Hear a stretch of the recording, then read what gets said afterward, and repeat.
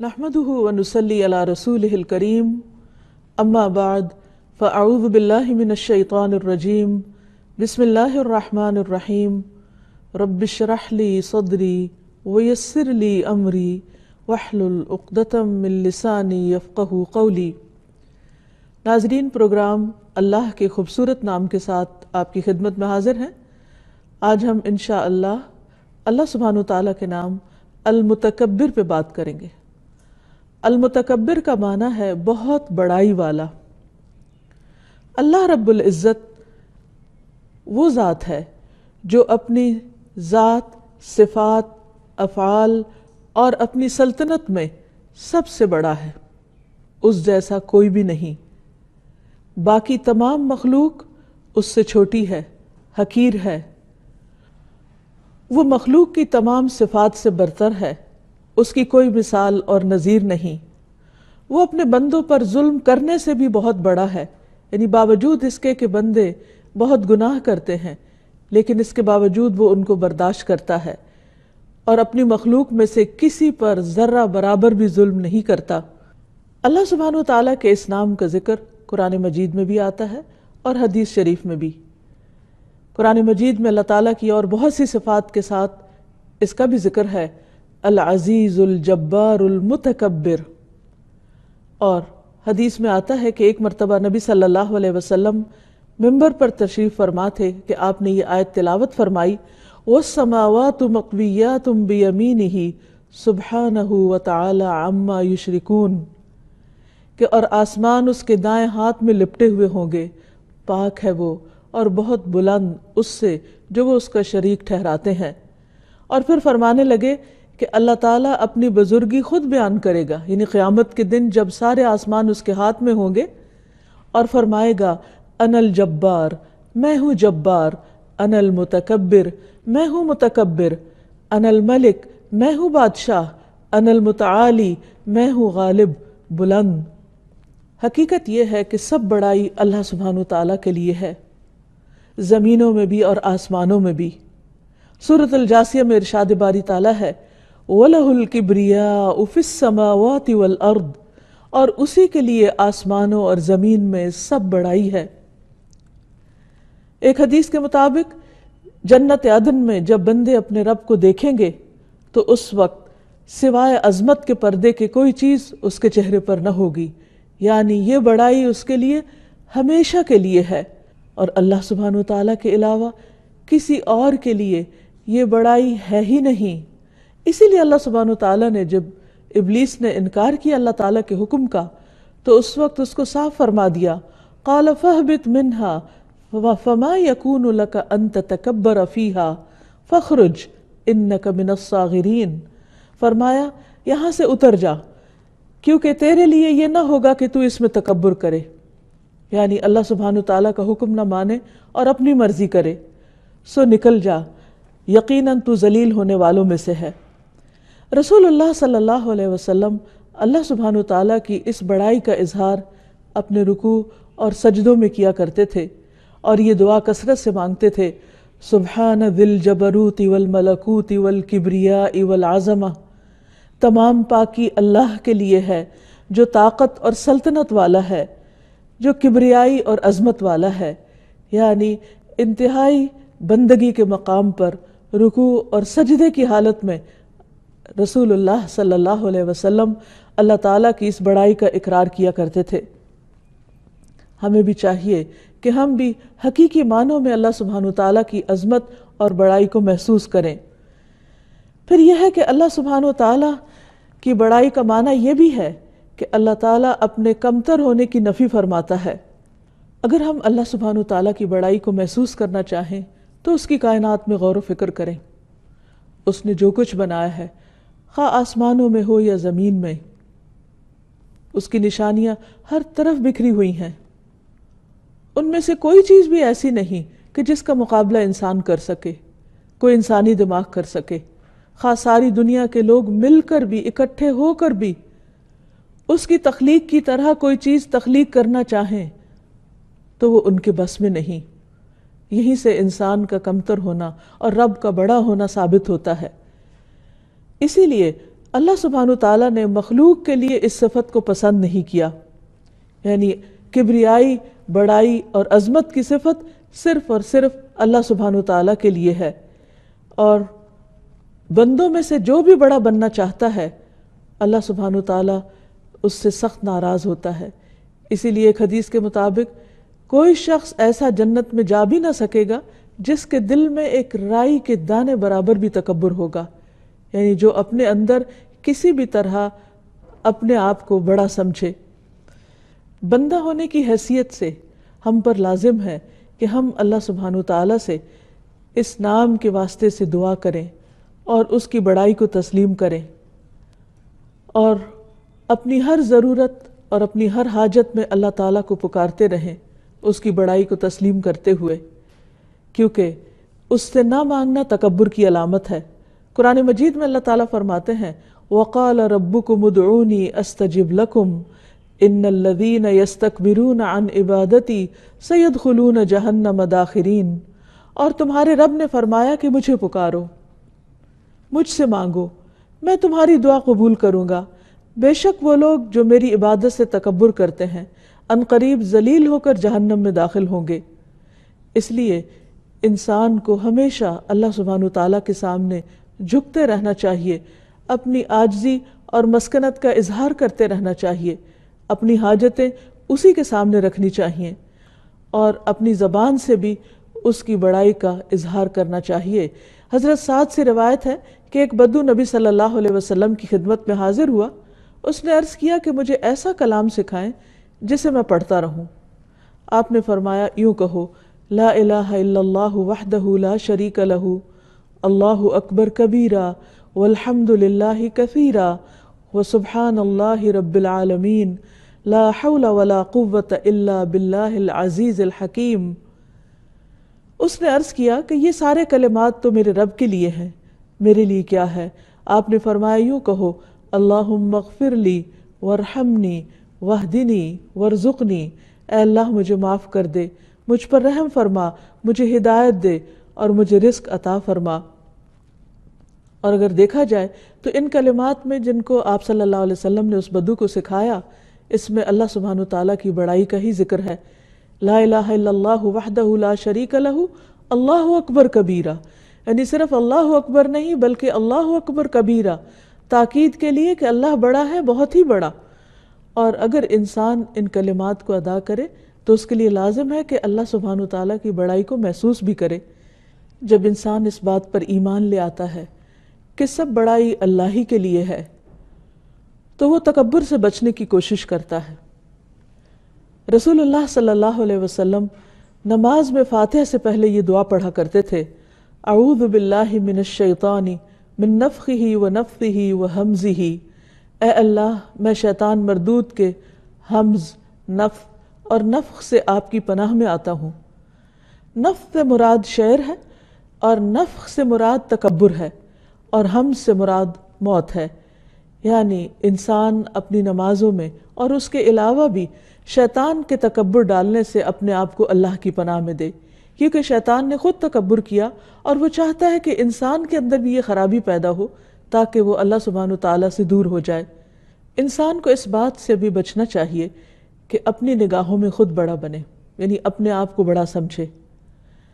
صحیح مسلم کی ایک روایت میں ہمیں یہ دعا سکھائی گئی ہے کہ ہم اللہ سبحانہ تعالیٰ کی پناہ چاہیں کہ ہم اپنے نفس میں اپنے آپ کو بڑا سمجھیں۔ فرمایا انی اعوذ باللہ ان اکون فی نفسی عظیما وعند اللہ صغیرا، میں اللہ کی پناہ مانگتا ہوں اس بات سے کہ میں اپنے آپ کو بڑا سمجھوں اور اللہ کے ہاں چھوٹا سمجھا جاؤں۔ یعنی یہ انسان کے لیے کس قدر دھوکے کی بات ہے، اپنے نفس کو فریب دینے کی بات ہے کہ انسان اپنے آپ کو بڑی چیز سمجھے اور اللہ کے ہاں اس کا کوئی بھی مقام نہ ہو، کوئی بھی مرتبہ نہ ہو، بلکہ اللہ سبحانہ تعالیٰ اس کے اس سوچ کی وجہ سے، اس احساس کی وجہ سے اس پر ناراض ہوتا ہو۔ چونکہ ساری بڑائی اللہ سبحانہ تعالیٰ کو زیبا ہے، اس لیے بندوں کو ہر قیمت پر، ہر صورت میں تکبر سے بچنا چاہیے۔ جب ایک بندہ اللہ سبحانہ تعالیٰ کے متکبر ہونے پر یقین رکھتا ہے تو پھر وہ تکبر سے بچنے کی کوشش کرتا ہے۔ تکبر دراصل ہے کیا جو بندوں کے حق میں ناپسندیدہ ہے؟ نبی صلی اللہ علیہ وسلم نے خود اس کی وضاحت فرما دی کہ الکبر بطر الحق و غمط الناس، تکبر تو حق کی طرف سے منہ موڑنا اور دوسرے لوگوں کو کمتر سمجھنا ہے، اور ذرا برابر بھی تکبر انسان کو جنت میں جانے سے روک دے گا۔ ایک مرتبہ عبداللہ بن عمر اور عبداللہ بن عمر مروہ کے مقام پر آپس میں انہوں نے ملاقات کی، تو عبداللہ بن عمر کے جانے کے بعد عبداللہ بن عمر بیٹھ کر رونے لگے۔ کسی نے ان سے پوچھا کہ آپ کیوں رو رہے ہیں؟ انہوں نے کہا کہ ابھی مجھ سے عبداللہ بن عمر نے ایک حدیث بیان کی ہے جس میں انہوں نے خود نبی صلی اللہ علیہ وسلم کو یہ فرماتے ہوئے سنا کہ وہ شخص جنت میں داخل نہ ہوگا جس کے دل میں رائی کے ایک دانے برابر بھی تکبر ہوگا، اللہ اسے چہرے کے بل جہنم میں اوندھا کر کے ڈال دے گا۔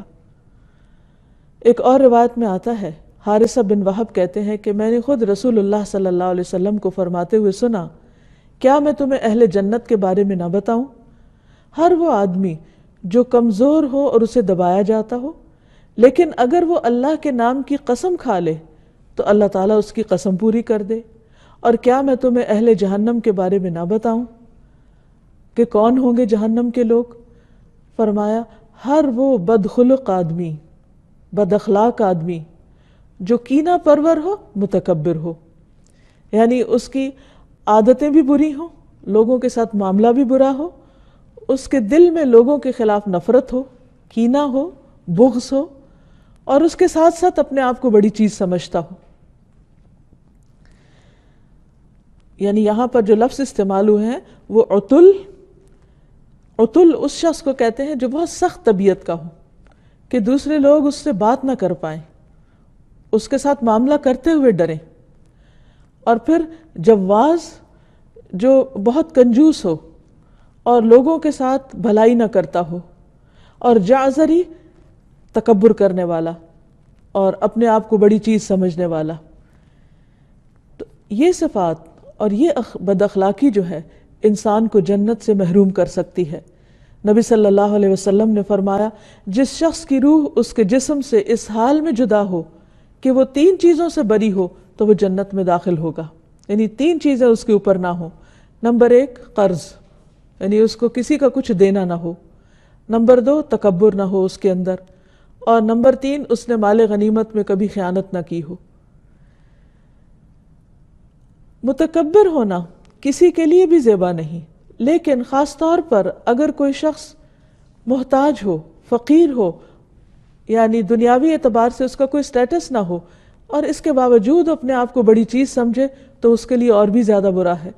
رسول اللہ صلی اللہ علیہ وسلم نے فرمایا، 3 قسم کے آدمیوں سے اللہ تعالیٰ قیامت کے دن کلام نہ کرے گا، اور نہ ان کو پاک کرے گا، اور نہ ان کی طرف وہ دیکھے گا، بلکہ ان کے لیے دردناک عذاب ہوگا۔ نمبر 1 بوڑھا زانی، نمبر 2 جھوٹا حکمران، اور نمبر 3 تکبر کرنے والا فقیر، یعنی کچھ ہے نہیں لیکن اس کے باوجود اس کی اکڑ کہیں نہیں جاتی۔ اسی طرح ایک آدمی رسول اللہ صلی اللہ علیہ وسلم کے پاس بیٹھا ہوا بائیں ہاتھ سے کھا رہا تھا، تو آپ نے اس سے فرمایا کہ کل بیمینک، دائیں ہاتھ سے کھاؤ۔ تو اس نے کہا لاستطعت، مجھ میں استطاعت نہیں، میں ایسا نہیں کر سکتا۔ تو آپ نے فرمایا تم کبھی نہ کر سکو گے، یعنی اگر تم میری بات کو مان نہیں رہے اور اس کو قبول نہیں کر رہے تو پھر تم کر بھی نہیں سکو گے۔ راوی کہتے ہیں کہ اس شخص کو تکبر نے ایسا کرنے سے روکا تھا، اور تکبر نام ہی اس چیز کا ہے کہ انسان حق کا انکار کر دے اور دوسرے لوگوں کو حقیر سمجھے۔ تو ہمارا معاملہ اللہ سبحانہ وتعالیٰ کے احکامات کے ساتھ اور نبی صلی اللہ علیہ وسلم کی سنت کے ساتھ کیا ہونا چاہیے کہ جب کوئی بھی چیز ہمارے سامنے آئے تو ہم دل و جان سے اسے ایکسیپٹ کرنے والے ہوں، اس کو ماننے والے ہوں، اور اس کو خوشی سے لینے والے ہوں، کیونکہ بعض اوقات انسان انا کا شکار ہو جاتا ہے، بعض اوقات اسے عزت کا مسئلہ بنا لیتا ہے، بعض اوقات اپنی مرضی کے خلاف سمجھتا ہے یا اپنی خواہشات کے اگینسٹ اس کو سمجھتا ہے، اور اس طرح وہ حق کو قبول نہیں کرتا۔ یعنی عام طور پر تکبر صرف فخر اور غرور کے معنی میں لیا جاتا ہے، یا جس کا انسان ظاہری طور پر اظہار کرتا ہے وہ تو ہے ہی، لیکن اگر انسان ظاہری طور پر اپنے آپ کو بہت ہمبل اور بہت عاجز بھی محسوس کروائے، لیکن جب اس کے سامنے حق بات کی جائے تو اس کو وہ قبول نہ کرے، اس معاملے میں سخت ہو جائے، تو یہ دراصل اس کے تکبر کی علامت ہے۔ تکبر کس طرح دور ہو؟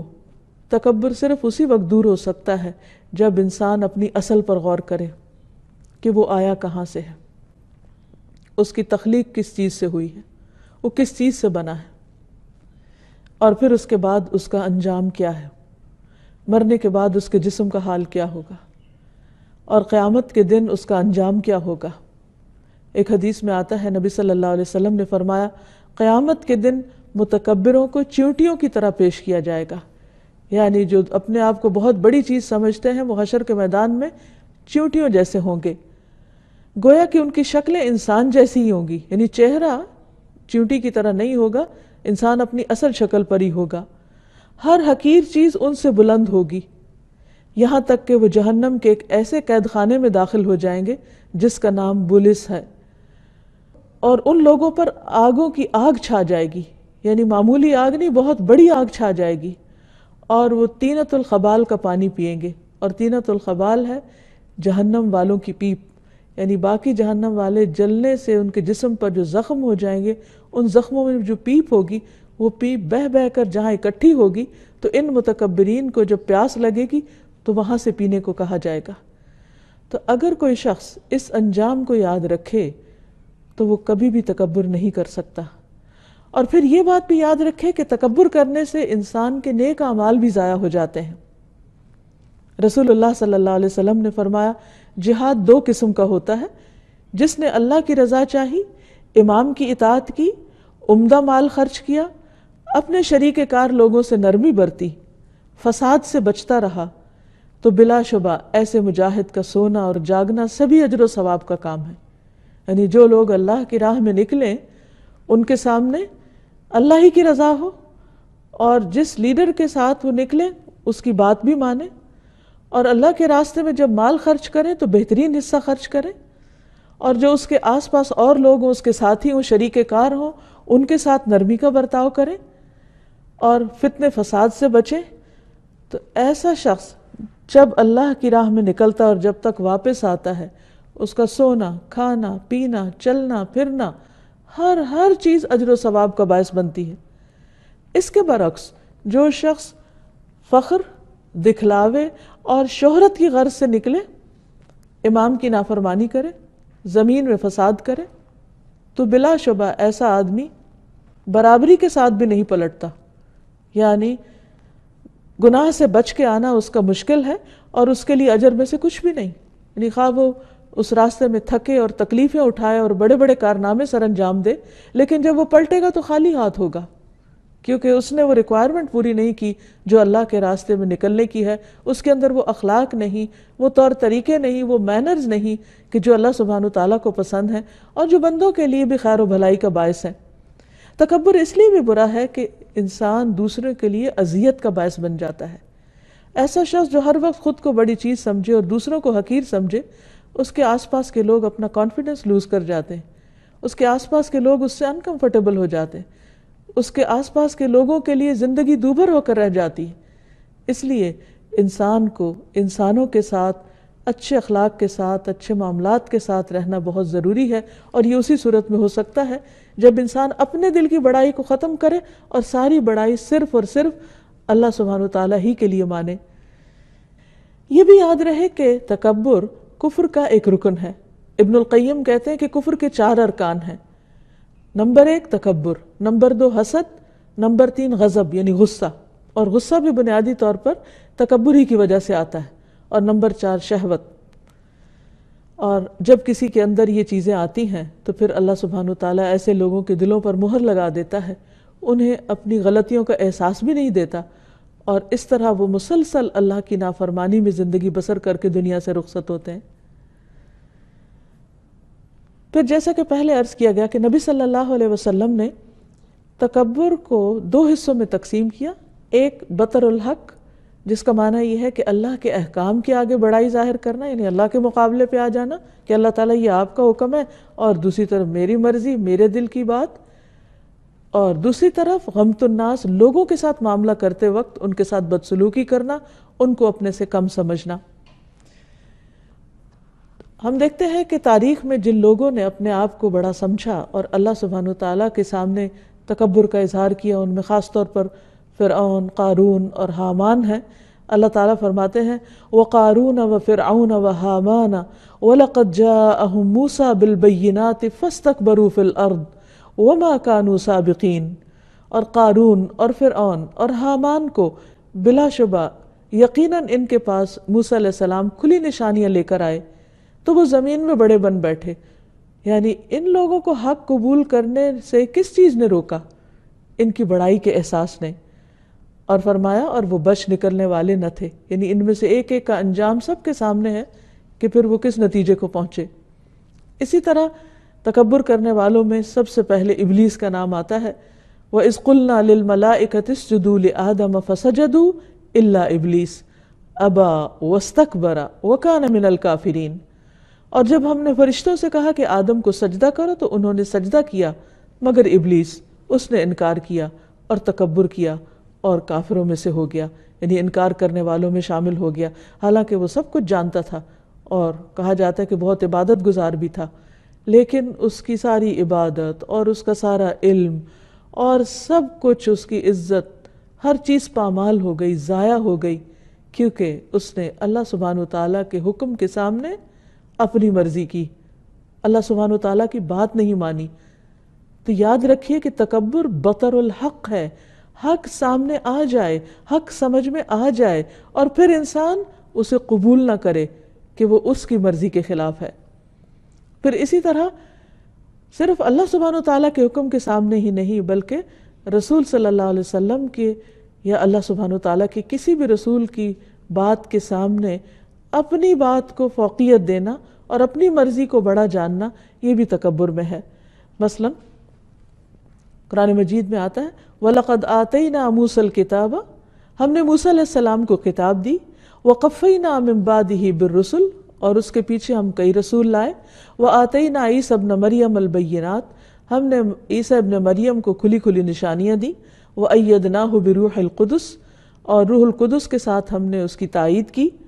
أَفَكُلَّمَا جَاءَكُمْ رَسُولٌ بِمَا لَا تَهْوَىٰ أَنفُسُكُمْ اسْتَكْبَرْتُمْ، کیا پھر ایسا نہیں ہوا کہ جب کبھی کوئی رسول تمہارے پاس وہ چیز لے کر آیا جسے تمہارے دل نہ چاہتے تھے، تمہاری مرضی نہیں تھی اسے ماننے کی، تو تم نے کیا کیا؟ استکبرتم، تم نے تکبر کیا۔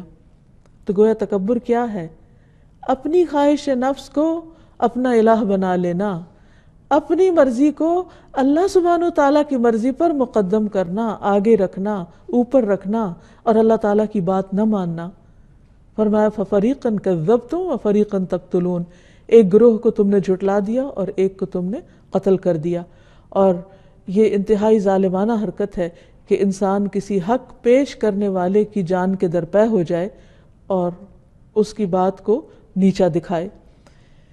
تکبر کا دوسرا حصہ غمط الناس، لوگوں کو حقیر سمجھنا، اور یہ بھی بہت بڑا جرم ہے کیونکہ اللہ سبحانہ وتعالیٰ نے بندوں کو حق نہیں دیا کہ وہ دوسرے بندوں کے مقابلے میں اپنی بڑائی کا اظہار کریں، فخر اور غرور کا معاملہ کریں، اور جب کبھی کسی نے ایسا کیا تو دنیا میں ہی اللہ سبحانہ وتعالیٰ نے اس کا انجام اس کو دکھا دیا۔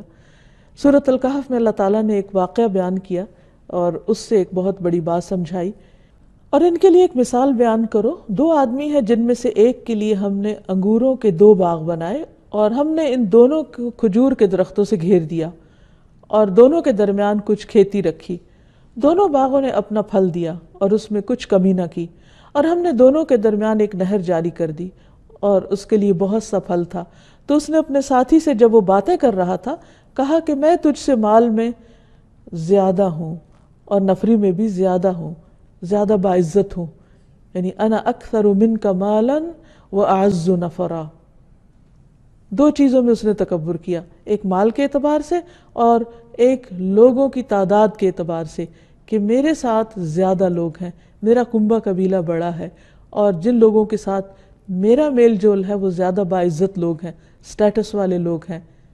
اللہ سبحانہ وتعالیٰ کو اس کی یہ بات بالکل پسند نہ آئی، اور ایک دن اچانک اس کے باغ پر آفت آ پڑی اور سب کچھ اس کا جل کر رہ گیا، سب کچھ ختم ہو گیا، کیونکہ اللہ سبحانہ وتعالیٰ کو تکبر کسی بھی صورت میں پسند نہیں۔ عام طور پر تکبر کا اظہار کس طرح ہوتا ہے؟ نمبر 1، گفتگو میں، باتوں میں۔ حضرت جابر سے روایت ہے کہ رسول اللہ صلی اللہ علیہ وسلم نے فرمایا، قیامت کے دن میرے نزدیک تم میں سب سے زیادہ محبوب اور قریب بیٹھنے والے لوگ وہ ہیں جو بہترین اخلاق والے ہیں، اور سب سے زیادہ ناپسندیدہ اور میری مجلس سے دور، یعنی قیامت کے دن نبی صلی اللہ علیہ وسلم سے بہت دور وہ ہیں جو زیادہ باتیں کرنے والے، بلا سوچے سمجھے اور بلا احتیاط بولنے والے۔ صحابہ نے عرض کیا، یا رسول اللہ، بہت باتونی اور زبان دراز کا تو ہمیں علم ہے، لیکن یہ متفہقون کون ہیں؟ کیونکہ آپ نے ان کا بھی ذکر کیا تھا۔ آپ نے فرمایا، المتکبرون، جو تکبر کرتے ہیں، یعنی بوسٹنگ کرتے ہیں، اپنے آپ کو بڑی چیز سمجھتے ہیں، اپنی بڑائیوں کا ذکر کرتے ہیں۔ اور عام طور پر آپ نے دیکھا ہوگا کہ جب لوگ زیادہ اپنی باتیں کریں، میں، میرا خیال ہے، مجھے، آئی، می، مائی، یعنی ان سیلف سینٹرڈ ہوں، ان کی ساری باتیں اور ان کی ساری چیزیں صرف ان کی اپنی ہی ذات کے ارد گرد گھومتی ہوں، تو یہ چیز بھی تکبر میں شامل ہو جاتی ہے۔ کیونکہ انسان کو صرف اپنی ہی فکر نہیں ہونی چاہیے، اسے دوسروں کی بھی خیرخواہی کرنی چاہیے، دوسروں کی بات بھی سننی چاہیے، اور دوسروں کے نقطہ نظر کو بھی سمجھنے کی کوشش کرنی چاہیے۔ اسی طرح تکبر کا اظہار چال میں بھی ہوتا ہے۔ قرآن مجید میں اللہ کے پیارے بندوں کی جو صفت بیان کی گئی ہے وہ یہ ہے کہ وہ زمین میں بہت آہستگی سے چلتے ہیں، عاجزی کے ساتھ چلتے ہیں۔ ابو ہریرہ سے روایت ہے کہ رسول اللہ صلی اللہ علیہ وسلم نے فرمایا، ایک شخص 2 چادریں پہن کر اکڑ کے چل رہا تھا، تو اللہ سبحانہ وتعالیٰ کو اس کی یہ چال پسند نہیں آئی، اور وہ اپنے جی میں اترا بھی رہا تھا کہ ہے کوئی جو مجھ سا ہو اور سامنے آئے میرے، یعنی میرے جیسا کوئی بھی نہیں، میں سب سے بلند ہوں، سب سے اچھا ہوں۔ تو اللہ تعالیٰ نے اسے زمین میں دھنسا دیا، اور وہ قیامت تک مسلسل دھنستا چلا جائے گا۔ یعنی اللہ سبحانہ وتعالیٰ کو تکبر کسی صورت پسند نہیں۔ پھر اسی طرح لباس میں بعض اوقات کہ اپنے کپڑوں کو اس انداز میں پہننا یا زمین پہ لٹکانا جس سے تکبر کا اظہار ہوتا ہو، تو فرمایا کہ جس نے تکبر کی وجہ سے اپنا ازار یا قمیص یا پگڑی یا کوئی بھی چیز دراز کی یا لمبی کی یا لٹکائی، تو قیامت کے دن اللہ تعالیٰ اس کی طرف نظر بھی نہیں کرے گا۔ پھر اسی طرح کھانے پینے میں بعض اوقات تکبر کا اظہار ہوتا ہے جس میں اسراف اور دکھاوا اور نمود و نمائش شامل ہو جاتی۔ نبی صلی اللہ علیہ وسلم نے فرمایا، کھاؤ پیو، پہنو اور صدقہ کرو، لیکن اسراف نہ کرو اور تکبر بھی نہ کرو۔ پھر اسی طرح لوگوں میں نمایاں ہونا پسند کرنا، یعنی صرف وہ کام کرنا کہ جس میں انسان کے لیے شہرت یا بڑائی کا عنصر ہو۔ رسول اللہ صلی اللہ علیہ وسلم نے فرمایا، جو یہ چاہتا ہے کہ لوگ اس کے سامنے کھڑے ہوں، یعنی اس کو بڑا مان لیں، تو وہ اپنا ٹھکانہ جہنم میں تیار کر لے۔ اسی طرح بعض اوقات حسب نسب پہ تکبر کیا جاتا ہے، اپنے آپ کو خاندانی اعتبار سے بہت بڑا سمجھا جاتا ہے اور دوسرے خاندانوں کو حقیر سمجھا جاتا ہے۔ بعض نسلوں کو بعض پر فوقیت دے کر صرف کسی خاص نسل یا رنگ یا قومیت میں ہونے کو اپنی بڑائی کا ذریعہ سمجھ لیا جاتا ہے۔ تو یہ تمام چیزیں تکبر کی علامت ہے، ان سے بچنا چاہیے، کیونکہ تکبر نہایت خطرناک چیز ہے جس کی سزا آخرت کے علاوہ دنیا میں بھی انسان کو ملتی ہے۔ اب سوچنے کی بات یہ ہے کہ جب تکبر اللہ سبحانہ وتعالیٰ کو اس قدر ناپسند ہے تو اس سے بچا کیسے جائے؟ تو پہلی بات یہ ہے کہ انسان اللہ سبحانہ وتعالیٰ کے اس نام کو اچھی طرح سمجھ لے اور اس پر ایمان لے آئے، اس پر یقین رکھے کہ بڑائی صرف اللہ کے لیے ہے، عظمت صرف اللہ کے لیے ہے، اور اس کے علاوہ سب حقیر ہیں، سب کمزور ہیں۔ مالک صرف وہ ہے، باقی سب مملوک ہیں۔ وہ خالق ہے، باقی سب مخلوق ہیں۔ وہ رب ہے اور باقی سب اس کے بندے ہیں۔ ہر چیز کا مالک وہ ہے۔ ہمارے پاس جو کچھ ہے یہ تو چند دن کے لیے ہے۔ جو ہی انسان کے دل میں یہ خیال آئے کہ میں بڑا ہوں تو فوراً اللہ سبحانہ وتعالیٰ کی بڑائی بیان کرے۔ شیطان چونکہ خود متکبر ہے، وہ دل میں بار بار وسوسہ ڈالے گا۔ انسان کو جب بھی کوئی نعمت ملتی ہے تو اس کے اندر غرور آنے لگتا ہے۔ تو ایسے موقع پر انسان اپنے نفس سے خود زیادہ آگاہ ہوتا ہے، جیسے قرآن مجید میں بھی آتا ہے، بل الانسان علی نفسہ بصیرہ ولو القی معاذیرہ، بلکہ انسان اپنے نفس سے خود خوب آگاہ ہے، کہ اب اس کے دل میں کس قسم کا خیال آ رہا ہے، خواہ وہ کتنی ہی معذرتیں پیش کرے۔ تو جو ہی ایسا کوئی وسوسہ آئے تو فوراً انسان اللہ کی بڑائی بیان کرے، وَرَبَّكَ فَكَبِّرْ، اور اپنے آپ کو اللہ کا بندہ کہے اور ہر حال میں تواضع اختیار کرے۔ نبی صلی اللہ علیہ وسلم کی اسوہ حسنہ کو اپنے سامنے رکھے۔ آپ صلی اللہ علیہ وسلم زمین پر بیٹھ جایا کرتے تھے، حالانکہ آپ سے بڑا درجہ اور مقام کس کا ہو سکتا ہے۔ زمین پہ بیٹھ کے کھانا کھاتے، بکری کا دودھ خود دو لیا کرتے، جو کی روٹی کی دعوت دینے والے غلام کی دعوت قبول کر لیا کرتے۔ تو انسان ایسے تمام مواقع پر پریکٹیکلی اپنے نفس کے اپوزٹ جا کر وہ کام کرے کہ جس میں عاجزی کا اظہار ہو، دکھاوے کے لیے نہیں بلکہ اپنے نفس کے علاج کے طور پر۔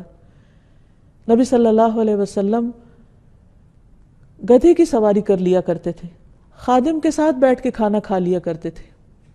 تو اس لیے کبھی انسان کم وقت سواری پر سوار ہو جائے، کم قیمت کپڑا پہن لے اور اس کو اپنی شان کے خلاف نہ سمجھے، پھر اپنے نفس کو سدھارنے کے لیے مختلف قسم کے کام کرے۔ جیسے ہم دیکھتے ہیں کہ عبداللہ بن سلام کے بارے میں آتا ہے کہ ان کا گزر بازار سے ہوا تو ان کے اوپر لکڑیوں کا ایک بہت بڑا گٹھا تھا، خود لکڑیاں اٹھا کے جا رہے تھے۔ تو کسی نے ان سے عرض کیا کہ آپ نے یہ کس وجہ سے اٹھا رکھا ہے، حالانکہ اللہ نے آپ کو بہت مال دے رکھا ہے، آپ کو ضرورت نہیں خود اٹھانے کی، آپ کسی سے اٹھوا لیں۔ تو انہوں نے کہا کہ میں اپنے تکبر کو دور کرنا چاہتا ہوں، میں اپنے نفس کا علاج کرنا چاہتا ہوں، کیونکہ میں نے رسول اللہ صلی اللہ علیہ وسلم کو یہ فرماتے ہوئے سنا تھا کہ وہ شخص جنت میں داخل نہ ہو سکے گا جس کے دل میں ذرہ برابر بھی تکبر ہوگا۔ تو اگر ذرے کے برابر بھی ایسا کوئی خیال دل میں آنے لگے تو انسان اپنے نفس کے خلاف جا کر کچھ نہ کچھ ایسا کام کرے کہ جس سے وہ خیال نکل جائے۔ پھر اسی طرح ہم دیکھتے ہیں حضرت عمر رضی اللہ تعالیٰ عنہ کو کہ جس وقت اللہ سبحانہ وتعالیٰ نے ان کو بہت بڑی فتح عطا فرمائی، روم فتح ہو گیا، بیت المقدس فتح ہو گیا، تو حضرت عمر جس اونٹ پر جا رہے تھے وہ باری باری ان کا غلام اور وہ اس کو چلاتے تھے۔ تو جب وہ بالکل اپنے مقام کے قریب پہنچے تو وہ اونٹ سے اتر گئے اور خود اس کی لگام ہاتھ میں لے لی اور چلنا شروع کر دیا۔ اتنے میں حضرت ابو عبیدہ کو پتہ چلا تو وہ فوراً حضرت عمر کے پاس پہنچے، کہنے لگے کہ آپ نے یہ کیا کیا ہے اور آپ کس طرح چل رہے ہیں، اس سے کہیں دشمنوں کے دلوں میں ہماری ہیبت کم نہ ہو جائے۔ تو اس وقت حضرت عمر سخت ناراض ہوئے، کہا کہ اگر ابو عبیدہ تم نہ ہوتے تو میں تمہیں بہت سخت سزا دیتا۔ تم نہیں جانتے کہ اللہ سبحانہ وتعالیٰ نے ہمیں کس چیز کی وجہ سے عزت عطا کی ہے؟ وہ عزت ہمیں صرف اسلام کی وجہ سے ہے۔ اگر ہم اسلام کے علاوہ کسی بھی اور چیز سے بڑائی چاہیں گے تو اللہ ہم کو ذلیل کر دے گا۔ ہمیں کسی کے سامنے بھی کسی فتح کی وجہ سے یا کامیابی کی وجہ سے کسی تکبر کا مظاہرہ نہیں کرنا۔ یہ تھے وہ لوگ جن کے ہاتھوں پر روم اور ایران کی بڑی بڑی سلطنتیں فتح ہوئی تھیں، جن کے ہاتھوں اللہ سبحانہ وتعالیٰ نے بڑے بڑے متکبروں کو زیر کیا تھا، لیکن ان کے اندر ذرہ برابر بھی تکبر نہیں آیا۔ ایک اور موقع پر حضرت عمر رضی اللہ تعالیٰ عنہ سے کسی نے کہا کہ اے عمر اللہ سے ڈرو، تو انہوں نے اپنا گال زمین پر رکھ دیا اور کہنے لگے کہ ہاں واقعی عمر کو اللہ سے ڈرنا چاہیے۔ اور آپ جانتے ہیں کہ عمر کون ہے؟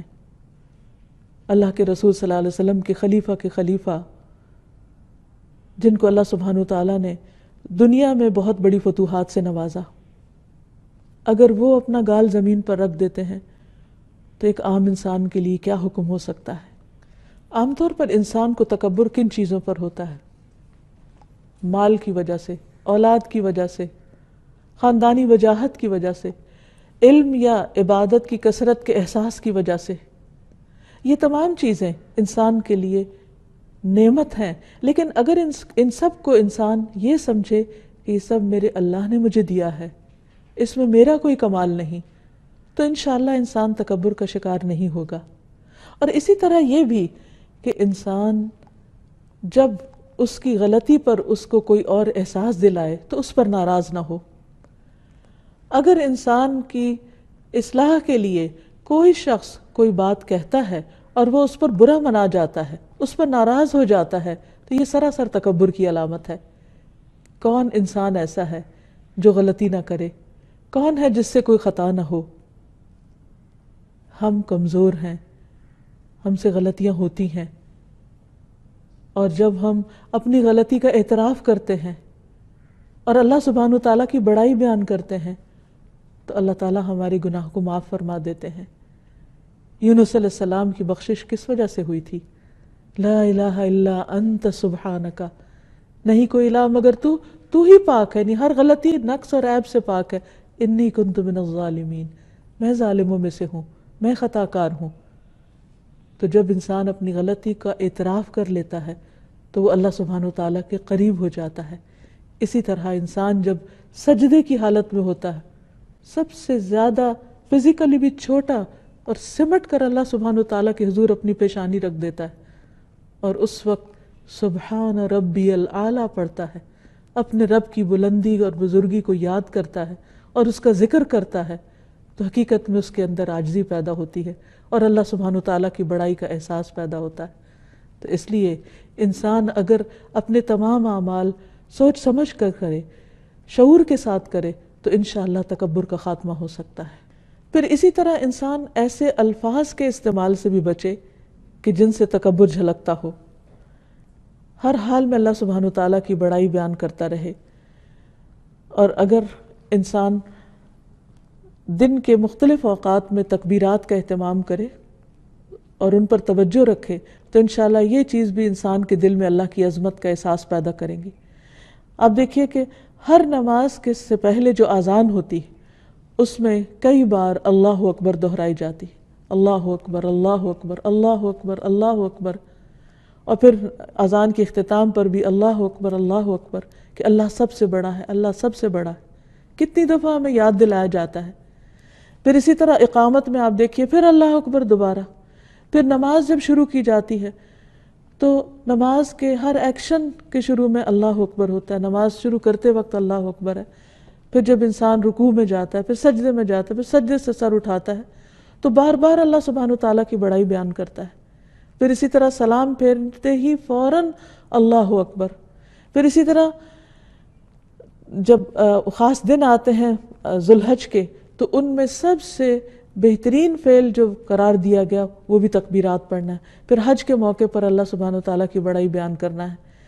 پھر اسی طرح روزمرہ کی جو تسبیحات ہیں، نماز کے بعد کی جو تسبیحات ہیں، ان میں بھی 34 بار اللہ کی بڑائی بیان کرنا ہے، اللہ اکبر پڑھنا ہے۔ پھر اسی طرح یہ ہے کہ انسان عام حالات میں بھی اللہ سبحانہ وتعالیٰ کی بڑائی بیان کرتا رہے، نہ صرف یہ کہ خود بھی پڑھے بلکہ دوسروں کو بھی سکھائے۔ سلمہ رضی اللہ عنہا نے عرض کیا، اللہ کے رسول صلی اللہ علیہ وسلم مجھے کچھ کلمات سکھائیے لیکن وہ زیادہ نہ ہو۔ آپ نے فرمایا اللہ اکبر 10 بار پڑھا کرو۔ اللہ تعالیٰ فرماتا ہے کہ یہ میرے لیے ہے۔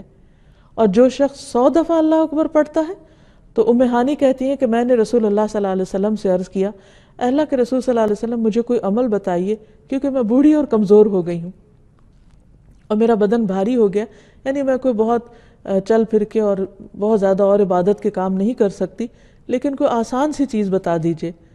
آپ نے فرمایا 100 بار اللہ اکبر کہو، 100 بار الحمدللہ کہو، 100 بار سبحان اللہ کہو۔ یہ سب یعنی اتنا ذکر جو ہے، فرمایا یہ لگام کاٹھی سمیت 100 گھوڑے اللہ کی راہ میں دینے سے بہتر ہے، اتنا زیادہ اس کا اجر و ثواب ہے۔ 100 اونٹ صدقہ کرنے سے بہتر ہے اور 100 غلام آزاد کرنے سے بہتر ہے۔ تو یہ تکبیرات کو معمولی نہیں ہے، دیکھنے میں چند کلمات ہیں، لیکن اگر انسان ان کو اللہ سبحانہ وتعالیٰ کی بڑائی کے احساس کے ساتھ ادا کرتا ہے کہ اللہ ہی سب سے بڑا ہے، اللہ ہی سب سے بڑا ہے، اور پھر نبی صلی اللہ علیہ وسلم ہر بلندی کے مقام پر جاتے ہوئے اللہ اکبر پڑھا کرتے تھے کہ انسان جب دوسروں کے مقابلے میں اونچا جانے لگتا ہے تو فزیکلی بھی اس وقت اگر وہ دیکھتا ہے کہ وہ سب سے اوپر چلا گیا ہے تو بھی اللہ کی بڑائی بیان کرتا رہے۔ اسی لیے جیسے سیڑھیاں ہم چڑھتے ہیں تو ہر قدم اوپر جاتے ہوئے اللہ اکبر پڑھنا چاہیے، تاکہ کسی بھی موقع پر ہمارے دل میں اپنی بڑائی کا احساس یا خیال نہ آئے، اور اللہ سبحانہ وتعالیٰ ہی کی بڑائی ہمیشہ ہمیشہ ہمارے دل پر بھی ہو اور زبان پر بھی ہو، کیونکہ اللہ سبحانہ وتعالیٰ کی بڑائی بیان کرنے سے اعمال قبول ہوتے ہیں، اور دل میں اپنی بڑائی کا خیال آنے سے اعمال ضائع ہو جاتے ہیں۔ اللہ تعالیٰ ہمیں اس کی توفیق عطا فرمائے کہ ہم واقعی اس کے اس نام کو سمجھ کر اس کی عظمت کا احساس دل میں پیدا کریں، اور جب بھی اللہ اکبر کہیں تو واقعی ہمارے دل اور روح کی آواز بھی یہی پکارے کہ اللہ سب سے بڑا ہے، اللہ سب سے بڑا ہے۔ وآخر دعوانا ان الحمد للہ رب العالمین۔